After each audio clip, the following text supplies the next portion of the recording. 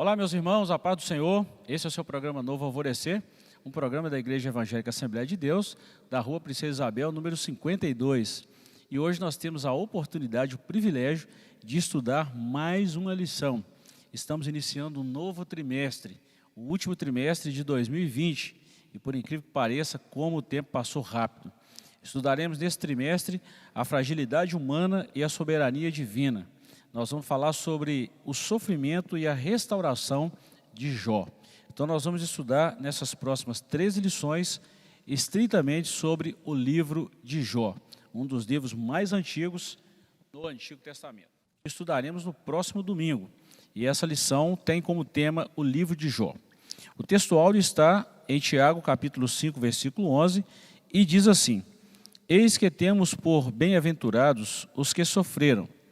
Ouvistes qual foi a paciência de Jó, e vistes o fim que o Senhor lhe deu, porque o Senhor é muito misericordioso e piedoso. Verdade prática: o livro de Jó não é apenas uma preciosidade da literatura universal, mas, sobretudo, uma poderosa resposta de Deus para as grandes questões da vida. A leitura bíblica em classe está na segunda epístola de Paulo a Timóteo, capítulo 3, versículo 16, no livro do profeta Ezequiel, capítulo 14, versículos 14, 19 e 20, e também na Epístola Universal de Tiago, capítulo 5, versículo 11. Professor Joás está comigo mais uma vez, vamos iniciar esse novo trimestre. Professor, que bênção, né? Isso aí, começando o último trimestre do ano, né? Quem diria que passaria tão rápido, né? Rápido demais. Pois é, professor, nós vamos falar de um dos livros mais antigos da Bíblia, né? Um dos mais antigos, dos mais bonitos, né?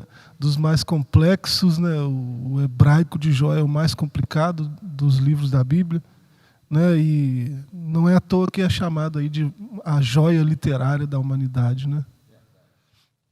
Então vamos lá. Isso aí. Nesse terceiro trimestre estudaremos o livro de Jó, uma das obras mais fascinantes da Bíblia. Não há em toda a literatura bíblica outra obra semelhante. Diferente na sua estrutura, no estilo e, sobretudo, no conteúdo, o livro de Jó demonstra a grandeza de Deus diante da finitude humana. É, portanto, uma obra que alimenta a nossa esperança quando tudo mais parece ter perdido o sentido. Professor, o livro de Jó, nós podemos até falar, né, um livro mais antigo, a gente fala até mesmo pela questão literária, a obra-prima de Jó. Nós vemos muita coisa aí do princípio no livro de Jó. Eu acredito que vai ser um estudo fascinante, como diz o comentarista. Vai ser um estudo extraordinário e acredito que nós vamos aprender juntos muita coisa nesse livro de Jó. Com certeza, é um livro que fala muito de quem Deus é e também de quem o homem é, né? Então a gente vai com certeza se encontrar aí em muitos momentos nesse livro aí, no decorrer desse trimestre, né, que nós vamos estudar, né? Pois bem, essa lição está dividida em 3 capítulos e nós vamos falar do primeiro capítulo, como a gente sempre faz na primeira lição, que é uma visão panorâmica de todas as outras, todas as demais. E nós vamos falar nessa primeira lição, autoria, local e data do livro de Jó. Ponto 1, o autor de Jó. Quem escreveu o livro de Jó é motivo de longos debates. As opiniões passam por Moisés, Eliú, Salomão, Ezequias, Isaías e até mesmo Esdras. Os que não acreditam no mover sobrenatural de Deus sobre os autores bíblicos fazem do livro uma colcha de retalhos. Afirmam ser ele uma produção de vários autores em diferentes épocas. Entretanto, o cristianismo histórico conservador não tem o livro de Jó como uma ficção religiosa, mas como uma narrativa poética inspirada por Deus e redigida por um único autor. A própria Bíblia não apresenta indicações do autor do livro, mas o fato é que o autor conhecia a forma poética e nela expressou a maior parte do livro. Bom, professor, nós estamos falando aqui da autoria, é debate teológico para muito tempo, né? Sim, os especialistas, né, eles vão discutir, a tradição vai discutir, né, não há consenso nem na tradição judaica, nem nos especialistas, né, em literatura, quanto ao autor, né? Os mais citados como autor aí são Moisés, né? O próprio é citado aqui Salomão, né, próprio Esdras, né, que são os mais citados aí. O Moisés, por exemplo, é citado no Talmud, né, como autor do livro, né, mas a tradição judaica, em outros momentos, aponta para Esdras ou para outros escritores que não o próprio Moisés. Então não há consenso. Então a gente diz que é um autor desconhecido, né? Verdade. É mais sensato. Verdade. É mais sensato e, assim, de uma forma sábia, nós não estamos arriscando, né? Não estamos dando vamos falar assim, um tiro fora nisso aí. E não é sensato e não é correto falar quando a gente não tem uma afirmação concreta. Pois bem, nós falamos do autor. Vamos falar da pessoa histórica de Jó, que é o ponto 2. A Bíblia mesmo atesta que Jó foi uma pessoa histórica. O profeta Ezequiel confirma que ele, de fato, foi uma pessoa real, correlacionando-o ao lado de Noé e Daniel. Tiago, por exemplo, atesta a realidade histórica do principal personagem do livro, bem como a autenticidade textual, quando destaca a perseverança de Jó. Para muita gente, o livro de Jó é uma ficção. Sim, mas a própria Bíblia mostra a historicidade do personagem, pelo menos, né? Ezequiel 14, aí no verso 14, verso 20, o seu nome é citado diretamente, né? Tiago, capítulo 5, verso 11, esses versículos aí todos mostram que Jó não é um personagem inventado, uma ficção, né? É alguém que existiu de fato e que é até referencial para nós, né? Referencial de justiça, de integridade, né? De retidão. E assim, além desses textos citados aí, a gente pode pensar, por exemplo, em Gênesis 46, 13, onde vai falar que Issacar deu esse nome a um dos seus filhos. Então, um dos netos de Israel se chamava Jó, né? Seria uma homenagem a esse patriarca. Verdade. Então, há evidências na própria Bíblia dizendo que esse personagem não é um personagem fictício, né? É alguém que existiu de fato, que viveu de fato. Olha bem, eu sempre falei isso, né? Que quando a gente olha, nós vamos falar desse terceiro ponto agora, a terra de Jó, né? A gente vê a autenticidade da Bíblia falando de Jó. A Bíblia começa falando o próprio Deus dando testemunho. Havia um homem na terra de Uz, cujo nome era Jó. Homem temente a Deus, que se desviava do mal, homem reto e íntegro. O próprio Deus dando testemunho. Então a gente vê a autenticidade, a veracidade dos fatos e podemos afirmar biblicamente que Jó é um personagem literal, real, e não algo fictício. Sim, e a Bíblia não tem historinhas, né? Verdade. Pessoas que desconfiam da Bíblia têm suas razões para desconfiar, mas essas razões, nenhuma delas é fundamentada, né? Assim, na verdade. Porque a Bíblia, tudo que está escrito lá, tudo que ela disse que aconteceria, aconteceu e está acontecendo e vai acontecer, né? Porque ela é a viva palavra de Deus, né? A verdade, né? Então não há por que a gente cair nessa história aí dos teólogos liberais de dizer que Jó é um personagem inventado, que o próprio livro é uma ficção. Isso aí é conversa fiada, né? E nós vamos ver muita coisa aí no livro de Jó, mas muita coisa mesmo. Então vamos lá, a terra de Jó. Já no início do seu texto, o livro de Jó destaca que ele era da terra de Uz, Jó 1:1. Como Jó, Uz era uma terra real. Os comentaristas situam Uz ao sul de Edom e ao oeste do deserto da Arábia, se estendendo a leste e indo até a Babilônia. E a gente vê essas citações em Jeremias 4:21, 25:20 e outras citações também. Professor, uma coisa que liga Jó é como o próprio Ezequiel chama ele de patriarca, dessa era patriarcal, né? Dessa aliança de Deus naquele período patriarcal.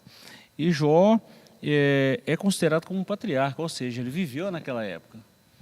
E quando a Bíblia fala terra de Uz, se a gente olhar a linhagem de Adão, a gente vai ver esse nome, Uz. Essa terra lá em Edom, né? A gente vê, não em Jeremias 4:21, mas em Lamentações de Jeremias 4:21, né? A gente vê aí informações sobre essa terra. Então também não é um lugar fictício, né? Por sinal, era uma terra da nobreza, né? Personagens muito nobres viviam lá. Então isso dá uma indicação da nobreza também desse personagem, né, histórico. Tanto é que você vê quando os amigos, cada um de um lugar, né, resolve ir ter com Jó, né, eles chegam muito facilmente lá onde ele está, né?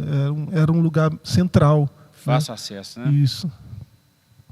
E de uma localidade muito boa, né? Então nós já vimos aí a autoria, a pessoa histórica, né? A literalidade, a terra onde ele habitava, né? E agora nós vamos ver a época. A maioria dos comentaristas situa os fatos narrados no livro de Jó dentro do período patriarcal, Abraão, Isaque e Jacó.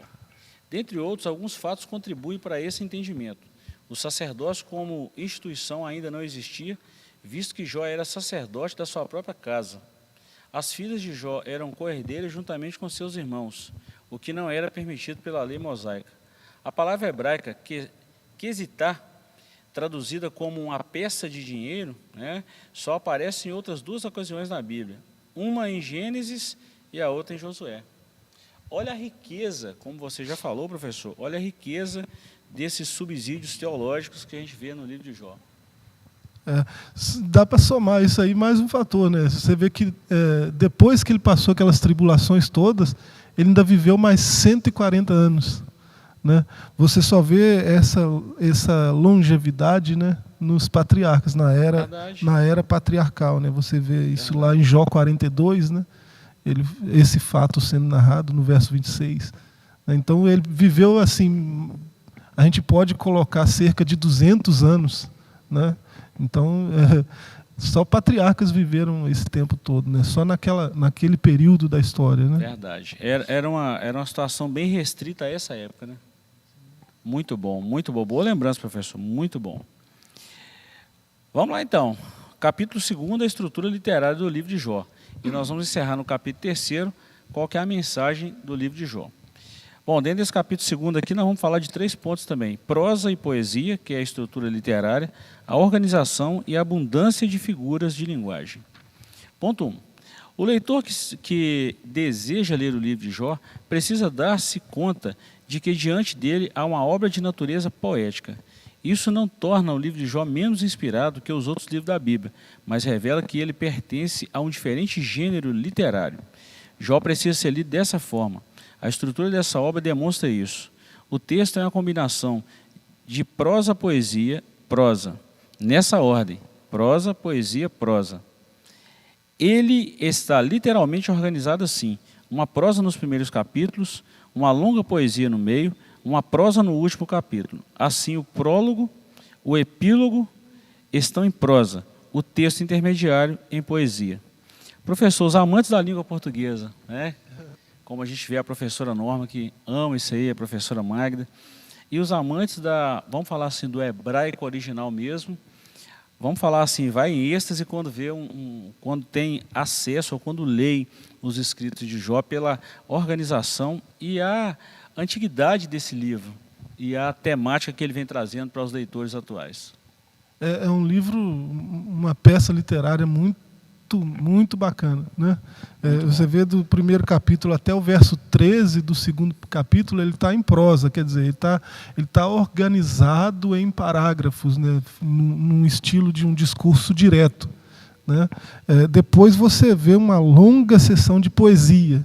Aí poesia já é um negócio mais amplo, né? Tem paralelismos, tem comparações de vários tipos, né? Diálogos ali, tudo em boa poesia, né? E depois no final, né? Lá no final, no capítulo 42, verso 6, né? Até o capítulo 42, verso 6, vai essa poesia que a gente está falando, e do verso 7 até o 17 é um encerramento com mais prosa, né? Mais texto bem organizado em parágrafos, né? Para fechar a peça literária. Né?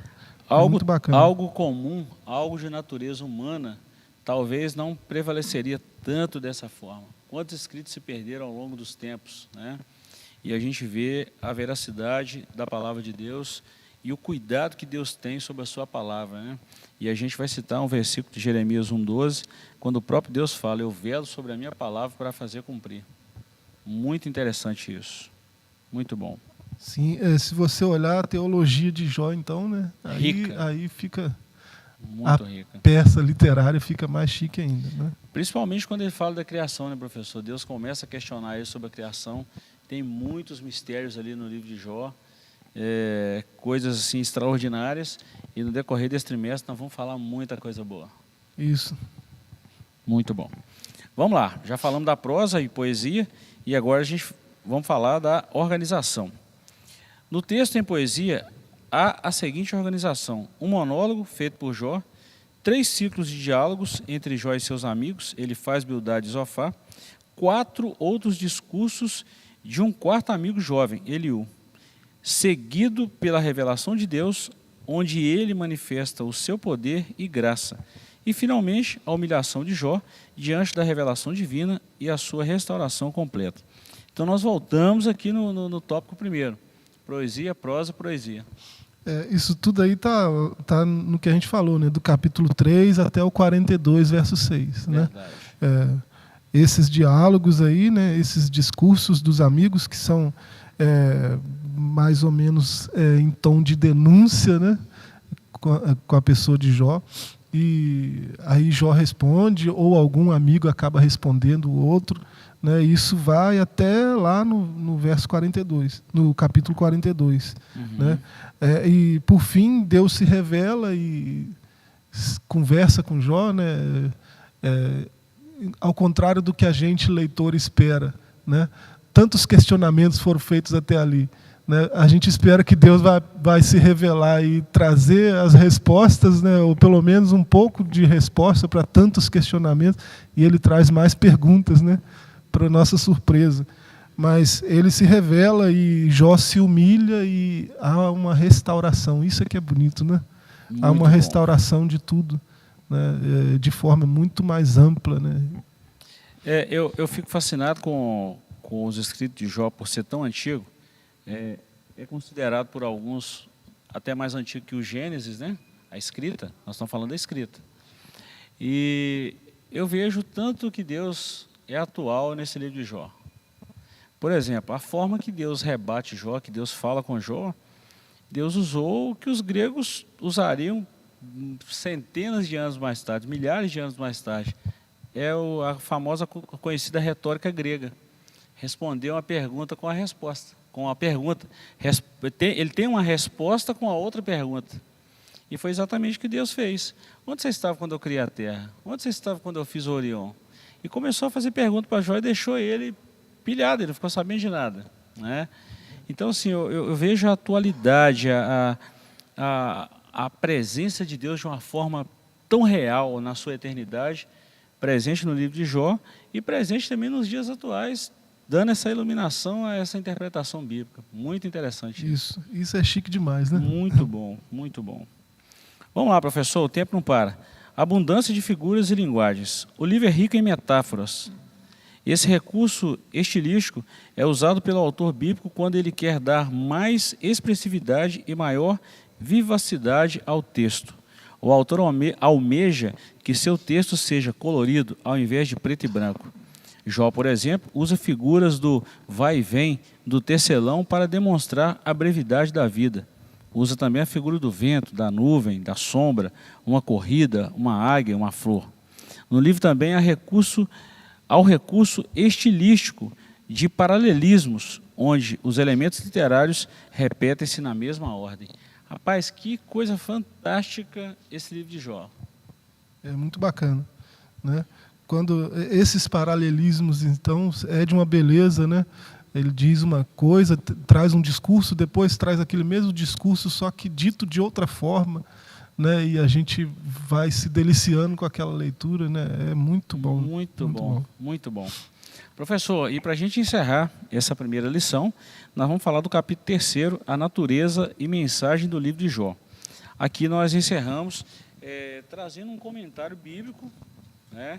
O porquê desse livro de Jó, por que ele foi escrito, qual que é a visão de Deus em relação à igreja do Senhor hoje, por que nós devemos ler o livro de Jó, enfim, perguntas assim serão respondidas. Por que os justos sofrem? Asaf perguntou isso no Salmo 73, né? Parece que ele estava até vendo a situação de Jó. com certeza sabia da historicidade desses livros. Algumas das questões mais importantes levantadas no livro de Jó são eminentemente de natureza teológica e também filosófica. A questão do sofrimento do inocente é a principal delas. Por que o justo sofre? Ou ainda por que os ímpios prosperam enquanto o justo sofre? Ao longo dos anos, tantos teólogos quanto filósofos têm procurado dar explicações para esse dilema humano. No contexto de Jó, a ideia que prevalece é a de que somente os maus sofreriam em consequência dos seus pecados. Se havia sofrimento, era porque havia culpa do sofredor. Nesse aspecto, ao longo dos seus 42 capítulos, o autor procura demonstrar um novo olhar sobre essa questão. E a gente vê isso em toda a Bíblia, né? O Salmo de Asaf é um exemplo e tanto, né, disso aí. Né? O problema do mal, né, é como tanto a teologia quanto a filosofia chama essa questão, né? E cada uma dessas áreas do pensamento humano vai dar uma resposta diferente ou algumas respostas diferentes para esse problema, né? Das mais famosas, né, ou mais recorrentes, né, que alguém até se apropria delas para levantar outras, né? Temos o dilema de Epicuro, né? E talvez um tipo de resposta a esse dilema dado por Agostinho, com o problema do mal que ele levantou. Né? Ele respondeu o problema do mal dizendo que o mal não existe. Né? O mal é só uma ausência do bem. Né? É só uma ocasião onde o bem não está presente, né? Digamos assim.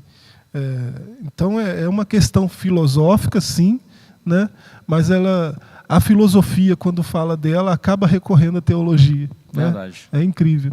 E então a resposta, a gente pode deduzir disso, que a resposta boa para essa pergunta, né, para o problema do mal, a resposta boa para esse problema está na teologia. Verdade. Né? E a gente seria muito pretensioso de responder isso aqui, né, com tão pouco tempo. Né? Mas a gente vai tentar fazer isso ao decorrer do trimestre, né? E verdade. Deus vai nos ajudar com isso. Verdade.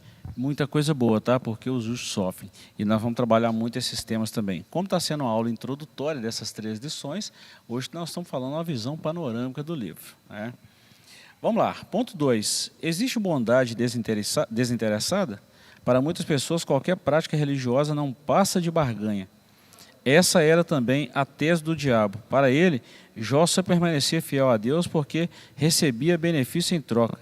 Jó era um homem agraciado de muitos bens. Então o diabo alegou isso com Deus. Jó só faz isso aí porque só abençoa ele, só enche ele de bens. Tira isso dele para ver se ele não vai blasfemar na sua presença. Ele te serve porque o Senhor encheu ele de coisa boa. É só por isso. Né? Essa é a acusação do diabo. Né? Mas a gente lê em Jó 31, 24, né? Da confiança de Jó, aonde que estava. Não estava nas riquezas que ele tinha. E a gente vê no decorrer do livro, né, pelas atitudes dele, a gente vê que a confiança dele não estava em nenhum grama de ouro, né, de todo aquele ouro que ele tinha.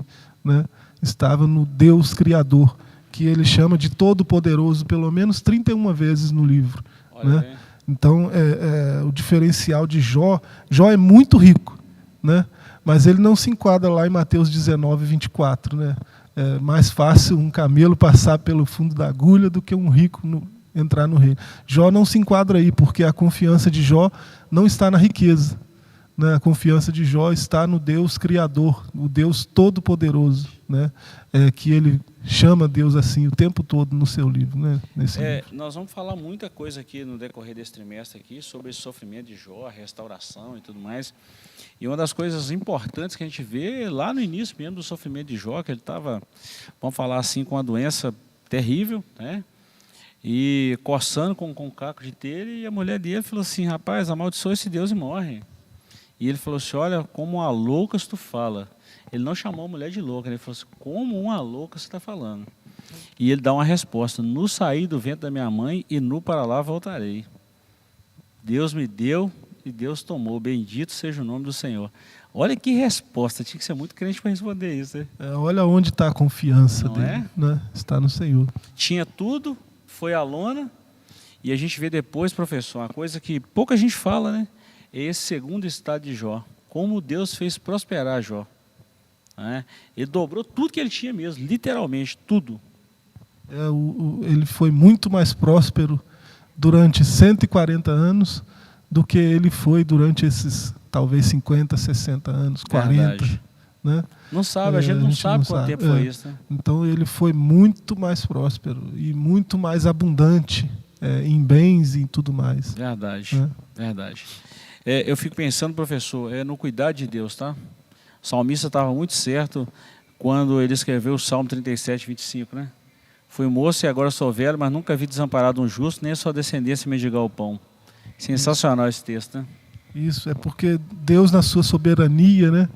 Ele vai sempre cuidar do justo, daquele que ama a lei do Senhor, aquele que ama a presença do Senhor, que confia no Senhor plenamente. Né? Glória a Deus. Deus vai estar sempre do lado desse sujeito. Muito bom. Professor, nós vamos para o ponto 3. Pode o homem compreender Deus? Olha que pergunta. Os últimos capítulos de Jó mostram os impactos que a revelação divina tem sobre os homens, como Paulo, que foi verdadeiramente mudado quando contemplou o Senhor numa visão. Assim também Jó é totalmente transformado quando contempla a majestade do Senhor. A questão para Jó não foi tanto entender Deus, mas experimentá-lo. Viver e experienciar Deus mudou completamente a vida de Jó.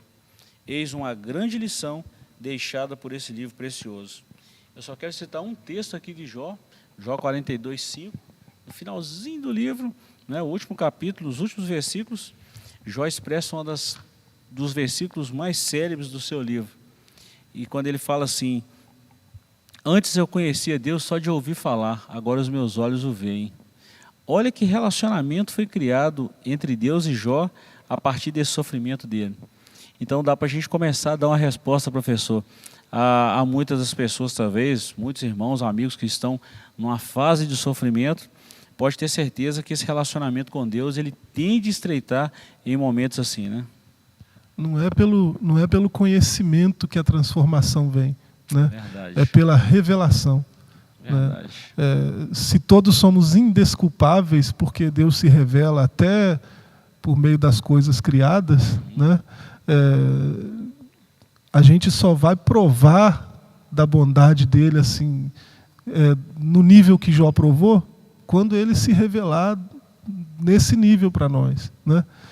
E essa revelação ela acontece não pelo quanto eu estudo teologia, pelo quanto eu leio sobre Deus, mas pelo quanto eu conheço Deus de fato, né, na minha vida, né, o quanto eu sei que Ele age, que Ele agiu, que Ele agirá na minha vida.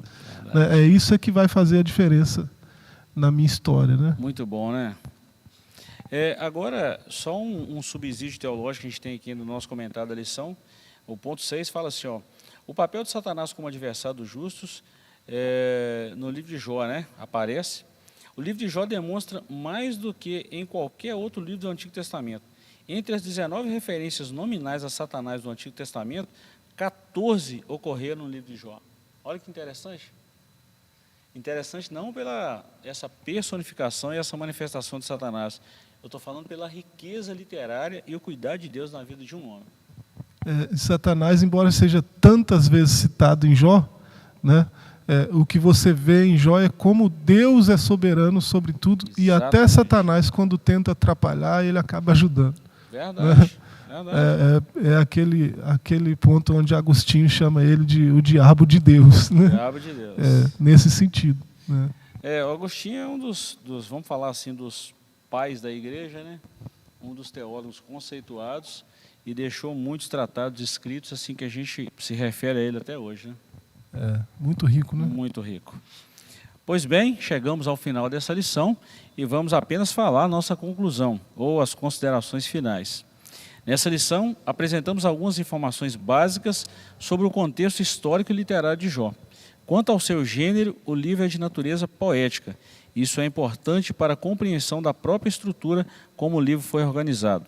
Vimos que o livro apresenta princípios teológicos que transcendem o espaço e o tempo. E esses princípios são para todas as épocas e culturas. O que é demonstrado é que o conhecimento de Deus é o anseio de todo ser humano. O professor encerra falando o seguinte, que a filosofia, ela é sua área também, a filosofia ela procura respostas, né, para esses anseios humanos, como por exemplo, eu já falei com você várias vezes, já citei aqui também várias vezes, vários livros, vários tratados de um filósofo grego-romano, Sêneca. Ele sempre escreveu tratados assim, da tranquilidade da alma, da tranquilidade de espírito, querendo procurar respostas. E a verdadeira resposta não vem simplesmente dessas filosofias. Podem até cooperar, mas a verdadeira resposta vem de Deus. Sim, ele é a verdade absoluta, né? Exato. É possível chegar à verdade, né, que a filosofia sempre buscou tanto, né? Porque a verdade é uma pessoa, né? Nós temos experiência com a verdade, né? E se comunica conosco. Isso é muito bom, incrível, né? E essa verdade se fez carne e habitou entre nós, né? Ele mesmo falou: eu sou o caminho e a verdade e a vida, e ninguém vem ao Pai senão por mim. Extraordinário esse texto da Bíblia, né? Incrível, né? A Bíblia toda é linda, né? Queridos, chegamos ao final dessa nossa lição importante, é a primeira lição do nosso trimestre. Queremos te agradecer pela companhia de sempre. Lembrando que nós ainda estamos transmitindo os nossos cultos, mas os nossos tempos já estão abertos. Queremos convidar você a uma oportunidade, sendo nas terças, nas quintas ou aos domingos. Estamos com os nossos tempos abertos, esperando a sua visita. Deus te abençoe, Deus te guarde. Desejamos uma excelente semana a todos vocês e agradecemos pela sua companhia. Fiquem todos com Deus e até uma próxima oportunidade.